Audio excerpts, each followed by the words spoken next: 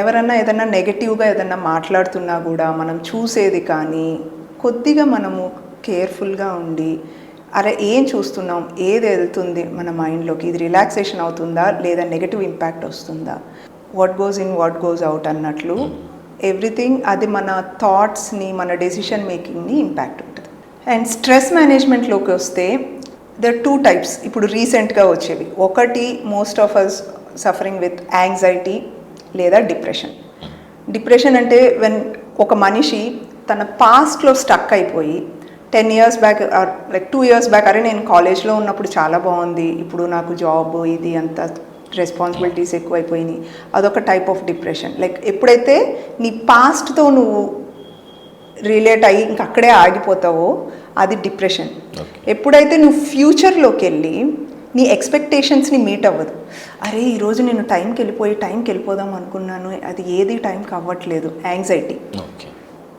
Future expectations meet అవ్వనప్పుడు you get into anxiety. ఎప్పుడైనా ఇమీడియట్గా మీకు ప్యానిక్ అటాక్ కానీ ఏదైనా ఇమీడియట్ స్ట్రెస్ వస్తుంది, లేదా ఎవ్రీ అదర్ పర్సన్ ఇప్పుడు ఇన్సోమ్నియా లైక్ మంచి స్లీప్ హ్యాబిట్స్ లేకపోవడం, స్లీప్ క్లినిక్స్ చూస్తున్నాం ఎంత ఎక్కువ అయిపోయినాయో ఇప్పుడు, స్లీప్ క్లినిక్స్ అక్కడికి వెళ్ళి చూపించుకోవడం. చిన్న చిన్న బ్రీతింగ్ టెక్నిక్స్.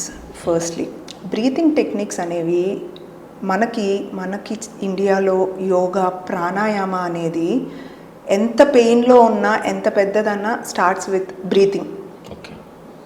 ఆ బ్రీతింగ్లో బాక్స్ బ్రీతింగ్ అనేది ఒకటి. 2 minutes inhale, 2 minutes exhale, 2 minutes inhale, 2 minutes exhale, box breathing అంట. Or 4-7-8, 4 minutes inhale, 7 minutes hold చేసుకుంటాం, 8 minutes ఎక్సేల్, 4-7-8. అలాగా బ్రీతింగ్ ఎప్పుడైతే మీరు స్లో డౌన్ చేశారో ఆటోమేటిక్గా మీ బాడీ రిలాక్స్ అవుతుంది. మీరు స్ట్రెస్లో ఉన్నప్పుడు ఎప్పుడైనా చూడండి, ఏదో షోల్డర్స్ ఇలా ఫ్రీజ్ అయ్యి ఉంటాయి, లేదా నెక్ దగ్గర ఫ్రీజ్ అయ్యి ఉంటాం, లేదా నీస్ ఇలాగా ఫింగర్స్ ఇలా ఫోల్డ్ చేసి ఉంటాం. మెల్లగా అంతా రిలాక్స్ అవుతుంది ఎప్పుడైతే మన బ్రీతింగ్ రిలాక్స్ అవుతుంది.